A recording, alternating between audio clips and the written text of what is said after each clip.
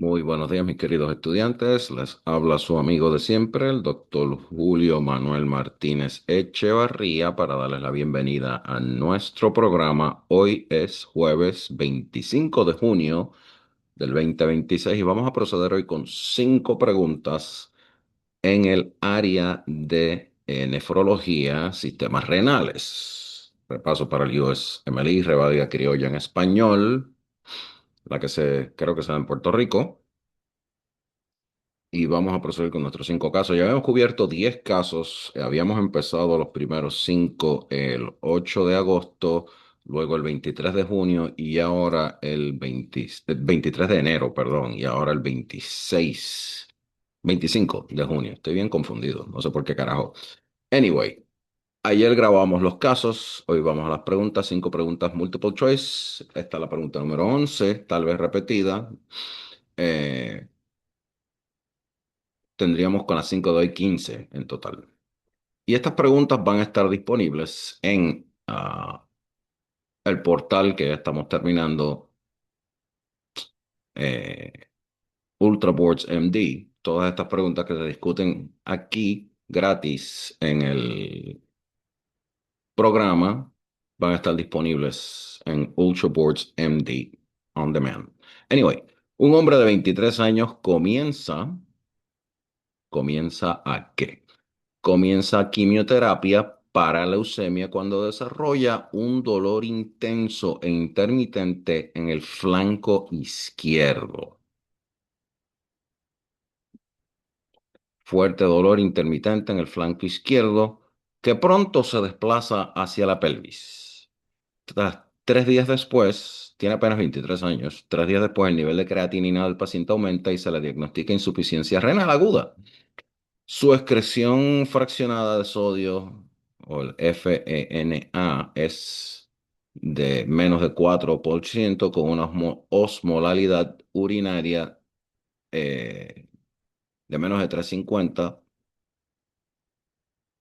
Los cultivos de sangre y orina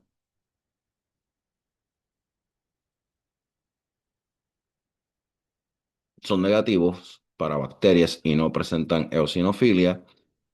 Una radiografía abdominal no logra localizar ninguna patología. ¿Cuál de las siguientes es la ubicación más probable de la lesión que causa la insuficiencia renal de este paciente? A, los glomérulos; B, el intersticio; C, los túbulos renales; D, el vaso; o E, la uretra. La contestación correcta es la uretra. El antecedente, que sería la E de eco, el antecedente de haber iniciado quimioterapia recientemente para la leucemia sugiere fuertemente un síndrome de lisis tumoral. ¿Qué es esto? El lisis tumoral ocurre cuando las células leucémicas mueren y liberan potasio, fosfato y ácido úrico, como todo lo que se muere que libera algo siempre, ¿no? Los cálculos de ácido úrico son radiolúcidos, por lo que pueden no aparecer en las radiografías. Es probable que el cuadro clínico de este paciente haya sido causado por un cálculo renal que pasó al uréter izquierdo y ahora a la uretra, provocando la insuficiencia renal postrenal. El sodio marcado de 4% indica que la obstrucción está comenzando a dañar las nefronas, ya que éstas no están conservando sodio. La respuesta A es incorrecta. La insuficiencia renal resultante de una disfunción glomerular se va a presentar con azotemia prerrenal. Y existe una disminución efectiva de la tasa de filtración glomerular y el riñón retiene agua y sodio. La excreción fraccionada de sodio en la insuficiencia prerrenal es normalmente inferior al 1%, con una osmolalidad superior a los 350 millimol por kilogramos. La respuesta B, la enfermedad intersticial aguda del riñón, eso es incorrecto. Esto suele estar causado por una reacción alérgica a medicamentos como la penicilina o por una infección. Eh, en un contexto agudo se presenta con un cuadro de insuficiencia renal intrínseca tal y como se observa en este paciente, pero en presencia de una infección, los urocultivos suelen ser positivos y en el caso de una reacción alérgica, la eosinofilia es frecuente. La respuesta C, los túbulos renales. La insuficiencia renal derivada de una disfunción tubular se manifiesta con cuadro de origen renal intrínseco. Y esto se debe habitualmente a necrosis tubular aguda o a una isquemia de toxinas. Y la necrosis en parches provoca la formación de unos detritos que van a obstruir los túbulos renales y generan un reflujo de líquido. Y esto conduce a una disminución de la tasa de filtración glomerular y la excreción fraccionada de sodio en la insuficiencia renal intrínseca es normalmente superior al 2% con una osmolaridad inferior a los 350 miliosmoles, similar al del origen postrenal que mencioné. Pero hay una diferencia. La aparición de dolor pélvico intermitente intenso durante el tratamiento de leucemia va a sugerir que es más probable que la presencia de una piedra, de un cálculo renal. La D, el vaso, D de daga. El vaso puede verse afectado en la leucemia, pero la presencia de insuficiencia renal aguda en este muchacho hace más probable una obstrucción renal. Con esto terminamos el caso número 11, que tal vez fue la última pregunta de la última presentación que había hecho en enero. No, no me acuerdo bien. No voy a acceder el video para no dañar la cantidad de personas que lo visitan. Pregunta 12. A una mujer de 68 años con antecedentes de diabetes e hipertensión que se recupera de una artroplastía total de la cadera, reemplazo de cadera, se le administra ketorolaco, que es un fármaco antiinflamatorio no esteroide, porque tiene dolor agudo. eh, 24 horas después disminuye su producción de orina y sus niveles séricos de nitrógeno úrico en sangre, el BUN, y la creatinina aumentan a 44 miligramos por decilitro y a 3,1 miligramos por decilitro respectivamente. La pregunta es, ¿cuál es el efecto de este medicamento sobre la tasa de filtración glomerular, el flujo plasmático renal y la fracción renal? Concho, una pregunta que está buscando que me expliques tres cosas con esta pregunta. Repito, ¿cuál es el efecto de este medicamento sobre la tasa de filtración glomerular, sobre el flujo plasmático renal y sobre la fracción de filtración? Y aquí están las opciones. A. Va a haber una disminución del flujo plasmático renal con una disminución de la tasa de filtración glomerular sin cambios en la fracción de filtración. B. Disminución de flujo plasmático renal, aumento de la tasa de filtración glomerular y un aumento en la fracción de filtración. C. Aumento de flujo plasmático renal, disminución de la tasa de filtración glomerular, con un aumento en la fracción de filtración. D. De DAGA. Sin cambios en el flujo plasmático renal, con una disminución de la tasa de filtración glomerular y una disminución de la fracción de filtración. Y E de Eustaquio o egipciaco, sin cambios en el flujo plasmático renal, con un aumento de la tasa de filtración glomerular y un aumento de la fracción de filtración. Y esto se explica usualmente en estas preguntas. Ustedes van a ver un cuadrito con un montón de flechas apuntando hacia arriba y hacia abajo. Pero como yo soy old tech, no tengo el cuadrito. Eh, la contestación correcta es disminución del flujo plasmático renal con una disminución de la tasa de filtración glomerular sin cambios en la fracción de filtración. ¿Y por qué? Vamos a explicar todos y cada uno de estos procesos. La respuesta es correcta porque la síntesis renal de prostaglandinas produce un efecto vasodilatador no constrictor, un vasodilatador en las arteriolas aferentes, no eferentes, las aferentes, mientras que la angiotensina 2 provoca vasoconstricción principalmente en las arteriolas eferentes. Eh, los medicamentos antiinflamatorios no esteroides, como el ketorolaco, inhiben la síntesis renal de prostaglandinas. ¿Y qué hace esto? Ay, yo no sé. Esto reduce la capacidad de dilatar las arteriolas aferentes. Así que es posible que la paciente padezca de una enfermedad renal subyacente debido a su hipertensión y diabetes que tal vez descubramos ahora. Sin una vasodilatación adecuada de la arteriola aferente, la tasa de filtración glomerular y el flujo plasmático renal disminuyen.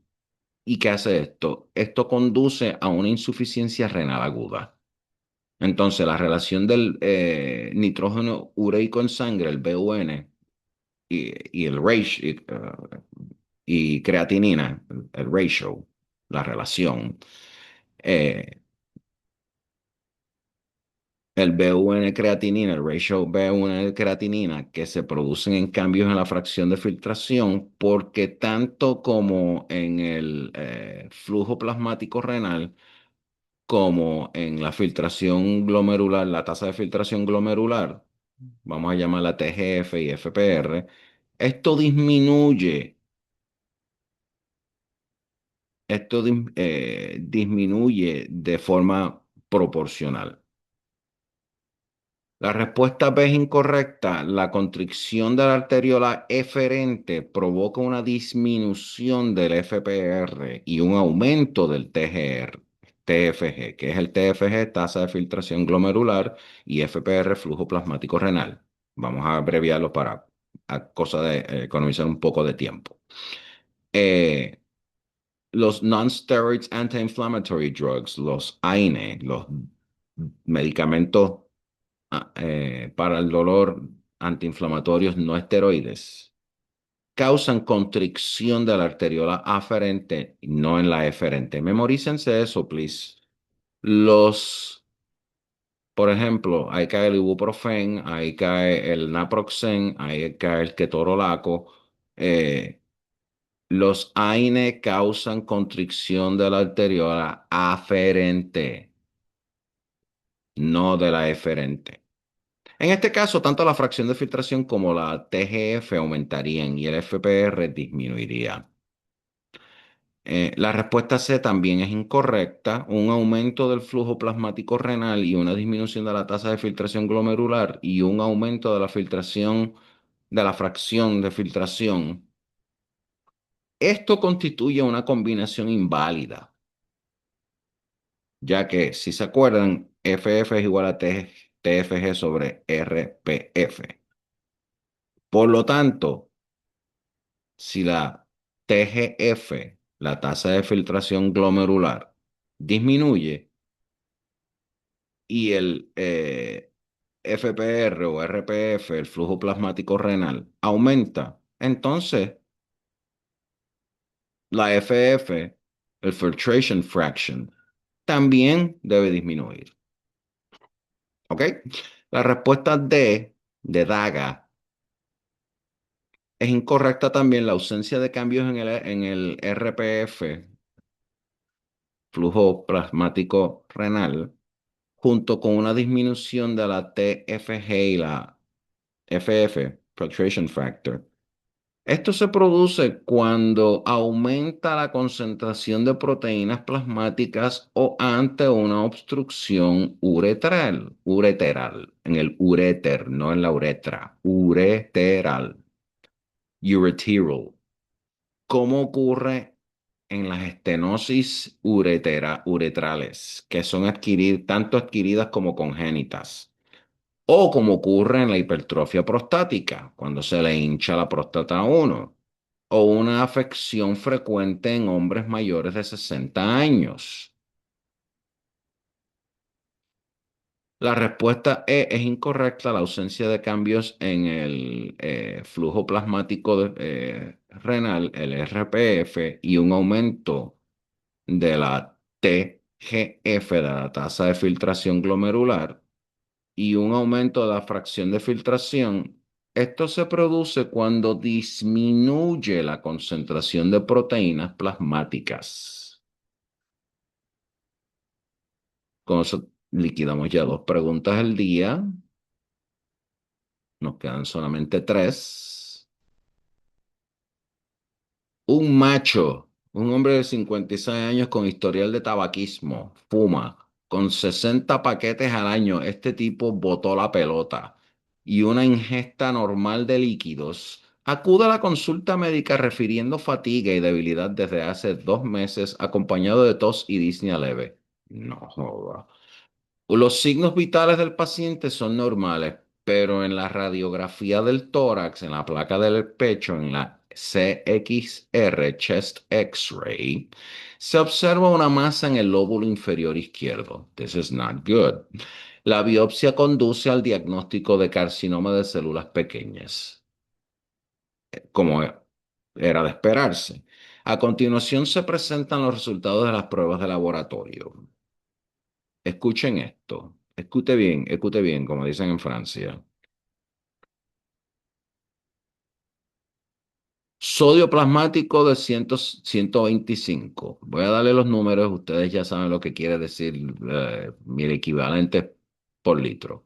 Potasio plasmático 3,9 mil equivalentes por litro. Dióxido de carbono plasmático 24 mil equivalentes por litro. Osmolalidad plasmática 253 miliosmoles. Sodio urinario de 48 mil equivalentes y osmolalidad urinaria 280. ¿Cuál de los siguientes efectos directos, no indirectos, cuál de los siguientes efectos directos ejerce la hormona probablemente responsable de los valores de laboratorios anómalos de este individuo?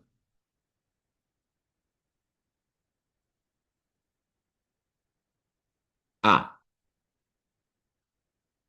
La activación de receptores acoplados a proteína G en la corteza suprarrenal que eleva los niveles del ciclo del AMP cíclico y conduce a un aumento de producción y secreción de corticosteroides. B. La activación de receptores acoplados a proteína G en el hipotálamo provoca una elevación de los niveles de AMP cíclico y la inhibición del mecanismo de la sed inducido por el hipotálamo. C. La activación de los receptores VV2, V2, conduce a un aumento de la resistencia periférica total y una activación de los receptores V1, que provoca la concentración de orina. D. De DAGA. La activación de los receptores V2 provoca la inserción de aquaporinas en el conducto colector y llevando a una activación de los receptores V1 que conduce a una disminución en la resistencia periférica total. E, de egipciaco. La activación de los receptores V2, V2 provoca la inserción de acuaporinas en el conducto colector renal, llevando a la activación de los receptores V1 que conduce a un aumento de la resistencia periférica total. No se preocupen, lo vamos a explicar. Y cuando tengamos el portal, van a ver la pregunta con todo lo que requiere. F de Francisco. Iba a decir una mala palabra. La escisión del angiotensinógeno en angiotensina 1 conduce a un aumento tanto de los niveles de aldosterona como de la resistencia periférica. Y usted dirá, esto suena bien, esta contestación suena bien, me voy con esta.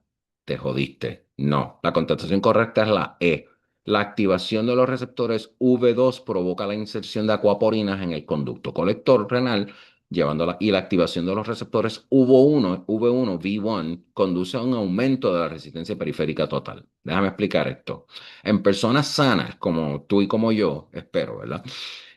Los osmoreceptores situados en la pared del tercer ventrículo detectan el aumento de la osmolaridad de los líquidos corporales y desencadenan la liberación de ADH. ¿Desde dónde? Desde la hipófisis posterior. ¿Se acuerdan?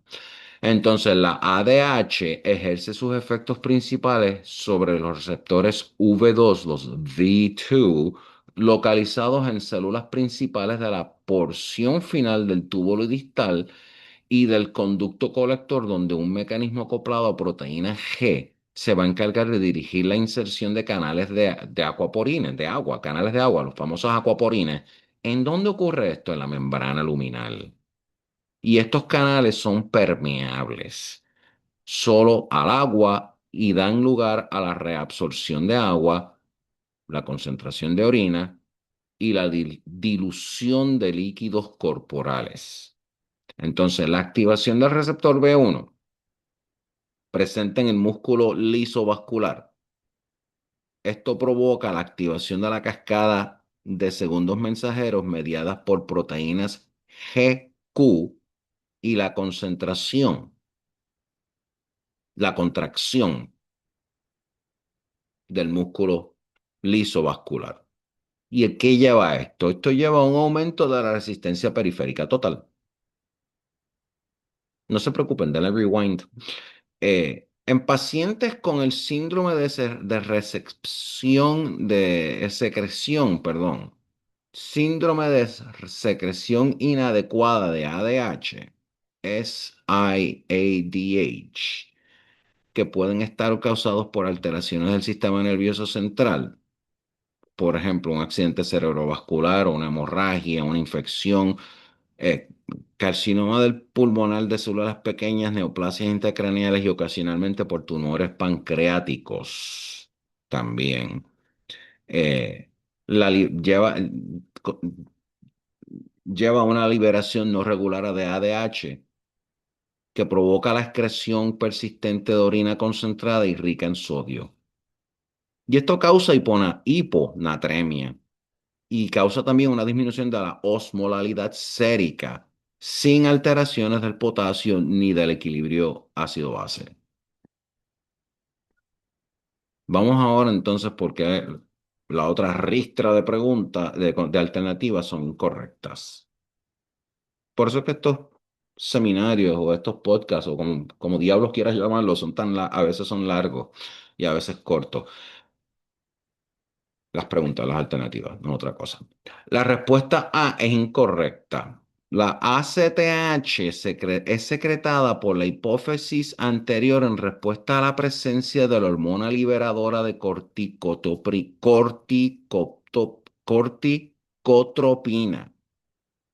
corticotropina, producida en el hipotálamo.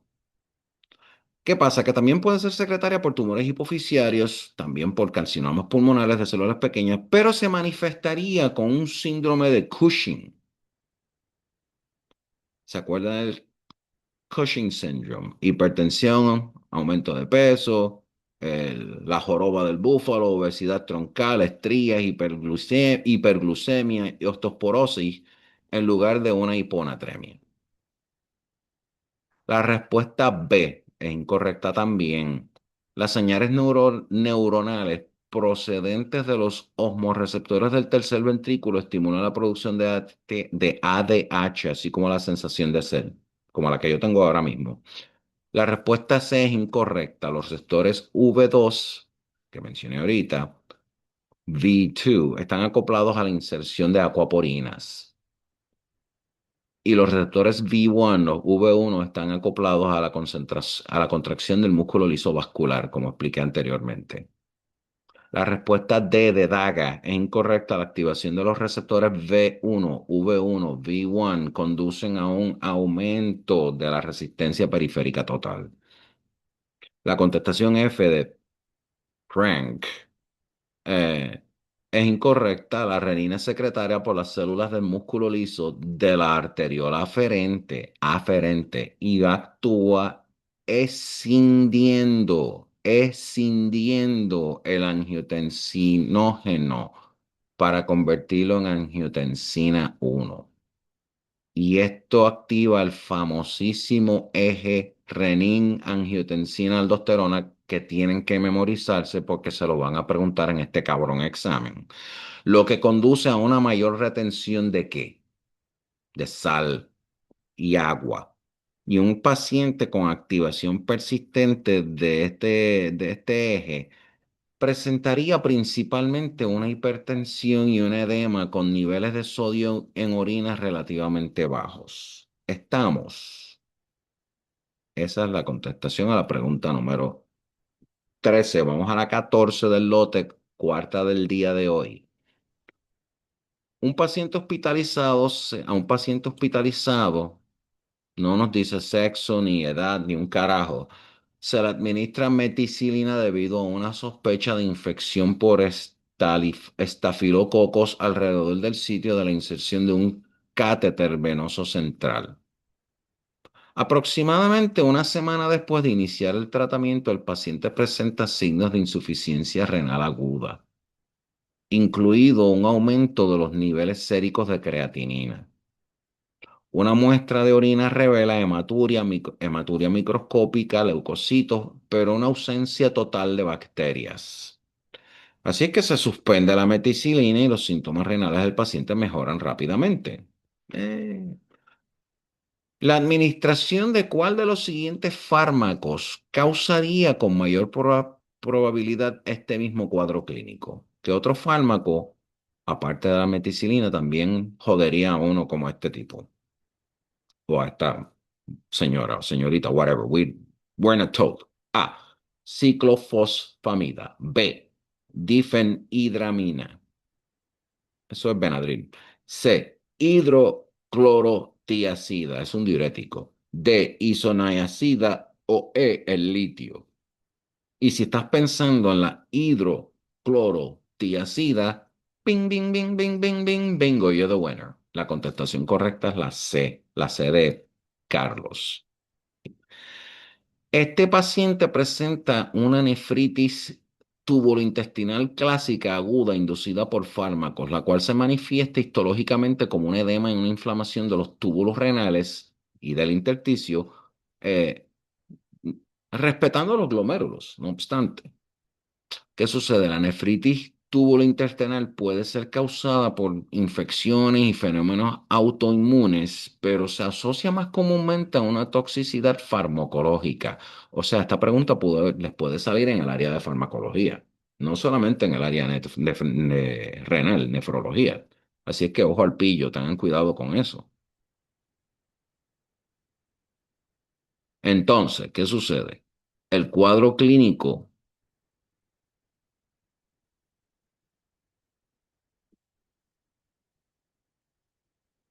típico va a consistir, estoy moviendo algo aquí, una pantalla. Ok, ya.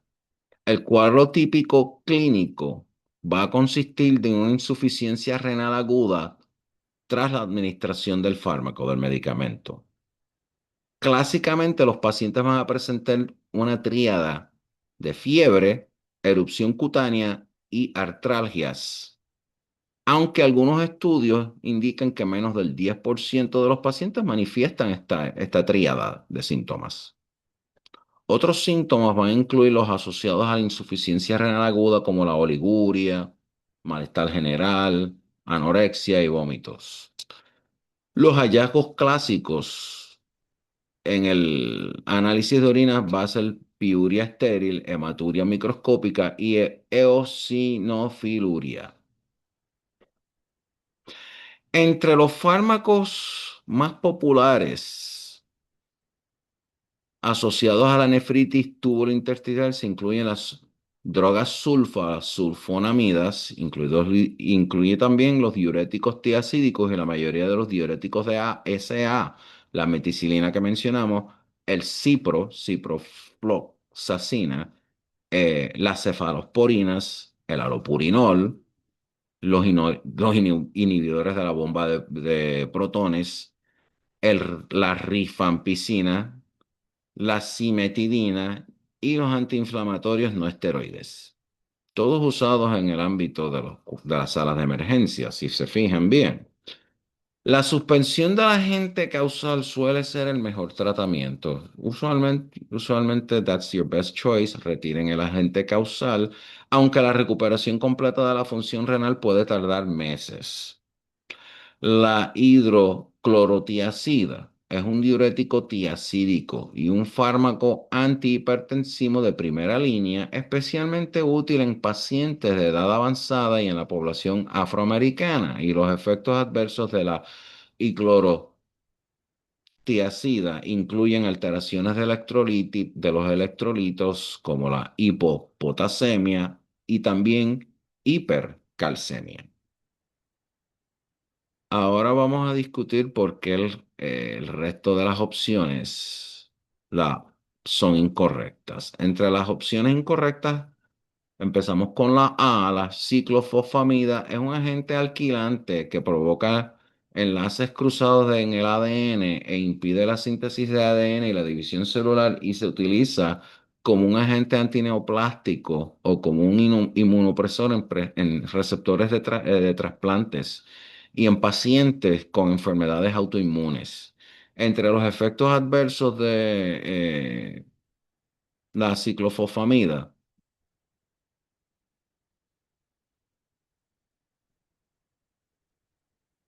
incluye alopecia, mielosupresión, náusea y vómito, cistitis hemorrágica. Y la ciclofosfamida, yo le digo la ciclo, también puede causar necrosis tubular renal, pero no se asocia con una nefritis tubulointersticial. El Benadryl, la respuesta B, difenhidramina, es un antagonista H1 baratísimo, de primera generación, utilizado para tratar reacciones alérgicas, cinetosis, reacciones distónicas y hasta para la ansiedad. Puede provocar sedación, efectos anticolinérgicos y efectos anti-alfa-adrenérgicos. No se asocia con nefritis tubulointestinal aguda. O sea, ¿qué medicamento se asocia con nefritis tubulointestinal intersticial aguda? Sería la pregunta, ¿no?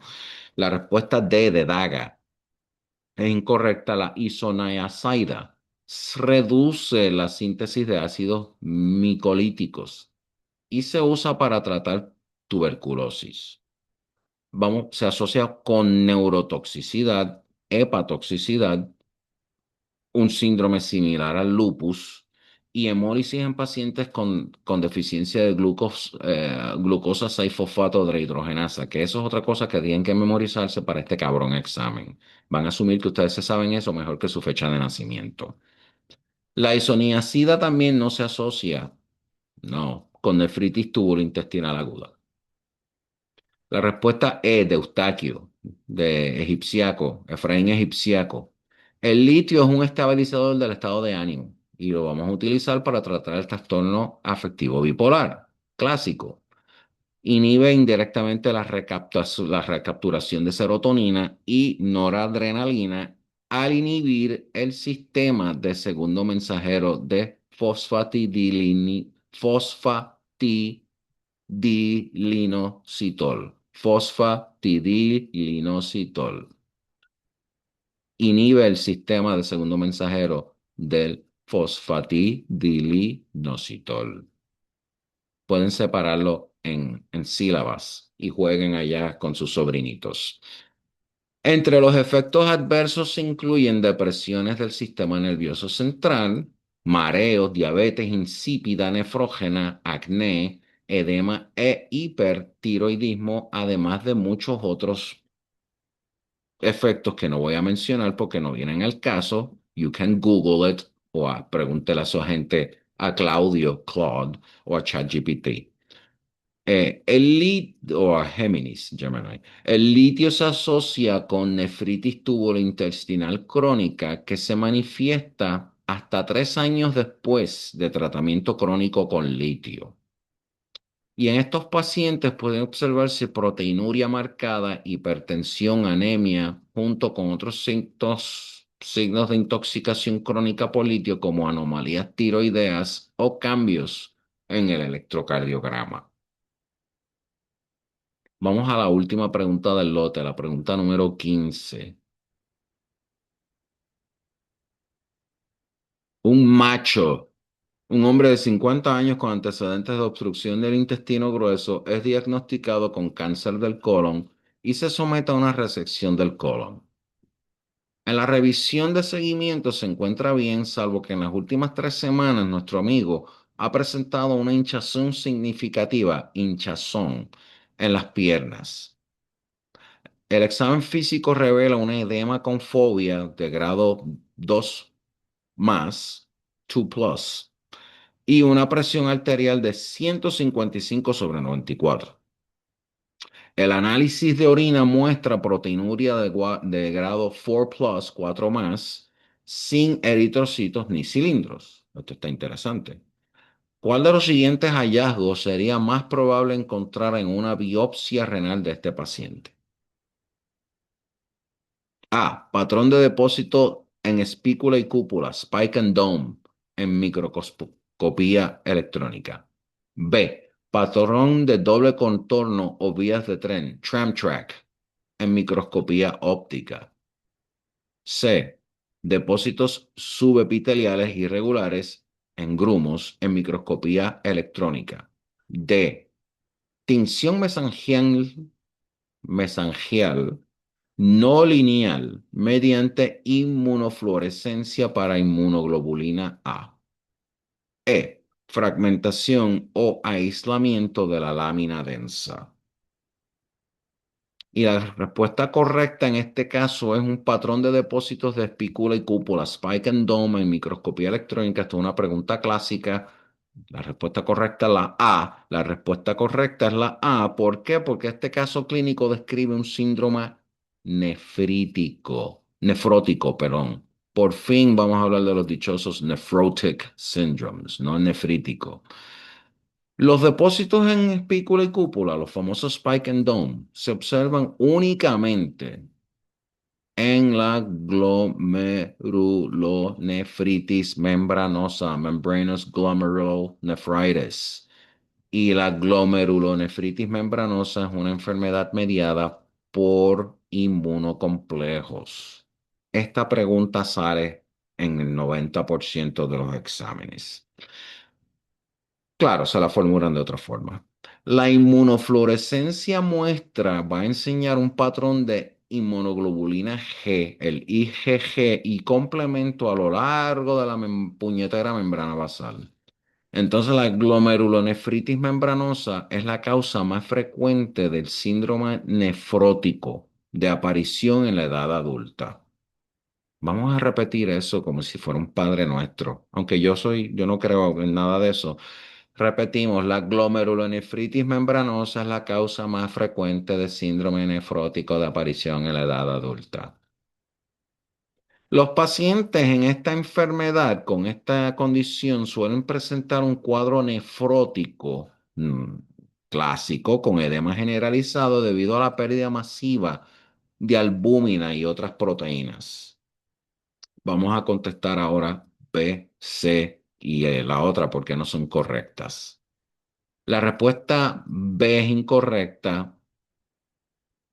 Eh, Patrón de doble contorno, tram track. Eso es el hallazgo corresponde a la glomerulonefritis membrano proliferativa. Mem- Un trastorno renal autoinmune también, pero es poco frecuente y suele afectar a individuos chicos jóvenes, entre 8 y 30, no manganzones de 50 años. El diagnóstico se basa en una presentación histológica que incluye una proliferación mesangial y un aspecto de doble contorno o tram track, vías de tren, en la microscopía óptica. Dado que nuestro paciente tiene 50 años, el diagnóstico es menos probable. La respuesta C es incorrecta. ¿Qué decía la C? La C dice que los depósitos subepiteliales irregulares en grumos en microscopía electrónica. No. Esta es la descripción, corresponde a los hallazgos típicos de la glomerulonefritis aguda post-streptococcus glomerulonephritis, que es una enfermedad autoinmunitaria que se observa con mayor frecuencia en chiquitines, niños. Por lo general se manifiesta una semana después de una infección de strep de garganta con edema periférico y periorbitario, orina oscura, color té y proteinuria. Color té o color café, un poquito tirando como un café barato. Estos síntomas son causados por complejos circulantes del antígeno anticuerpo antiestreptocóquico que se van a depositar en la membrana basal glomerular, provocando la activación del complejo y daño glomerular. Por eso es que es importante cuando le nene de dolor de garganta y le diagnostican strep que le den un antibiótico. Aparte de que también le puede dar después fiebre reumática. Así que, repito, los síntomas son causados por complejos circulantes del antígeno anticuerpo, antigen antibody, antiestreptocóquico, que se depositan en la membrana basal, de donde del glomérulo, provoca la activación del complejo y un daño glomerular. Dado que nuestro paciente tiene la tierna edad de 50 años, este diagnóstico es, por no decir imposible, vamos a decir que es poco probable, ¿ok? No quiero decir imposible, pero es poco probable. La respuesta D, de Delta, de Daga. Este es el hallazgo principal en la nefropatía por IgA, enfermedad de Buerger's. Y esta enfermedad se manifiesta pocos días después de una infección, a diferencia de la glomerulonefritis postreptocóquica, que aparece semanas después de la infección. Y en el caso de Buerger's, cuenta con un cuadro nefrítico debido al depósito de la IgA en el mesangio. Y es la nefropatía más frecuente a nivel mundial, o como diría mi papá, que en paz descanse, a nivel mundial, pero se trata de una enfermedad leve con escasa elevada relevancia clínica. Sin embargo, la preguntan en los exámenes. Dado que el paciente no ha sufrido una infección reciente, este diagnóstico es poco probable. Hubiéramos mencionado una infección reciente si este diagnóstico era el correcto. La respuesta E de Efraín Egipciaco es incorrecta. Este es el hallazgo de Alport Syndrome, síndrome de Alporte o Alport. El síndrome de Alport es un trastorno genético heterogéneo, aunque más comúnmente ligado al cromosoma 10, que se caracteriza por la ausencia o la mutación de colágeno tipo 4, lo que lleva a una enfermedad renal del tipo nefrítico, al igual que la hipoacusia y la neurosensorial, trastornos neurosensoriales y oculares. También pueden afectar el oído. Cuando digo trastornos neurosensoriales, pues vamos a incluir los sentidos, ¿no? El paciente en este caso no presenta otras molestias y el edema es un hallazgo bastante reciente, lo que hace que este diagnóstico sea menos probable también. ¿Les gustó la conferencia? Yo espero que sí. Si les gustó, pues denle like, suscríbanse eh, y denle rewind cuantas veces les dé la gana. La semana que viene vamos a estar cubriendo sistema reproductivo, y la otra semana respiratorio. O cuando me vuelvan a ver, porque la última vez me ausenté 2 semanas, nada, he estado trabajando con el Ultra Boards MD, y en caso de que no lo sepan, yo también sé programar computadora en Python, en JavaScript y todo eso, y ha sido un nightmare. Eh, el código me salió mal, se desmadró, me salieron no me salían algunas imágenes que quiero presentar. It's been a logistics issue. Pero una vez esté up and running, ustedes van a ser los conejillos de India cuando se suscriban, ¿ok? Sin más al particular, que tengan un buen fin de semana y nos vemos en nuestra próxima charla, que será sistemas reproductivos. Chao, chao.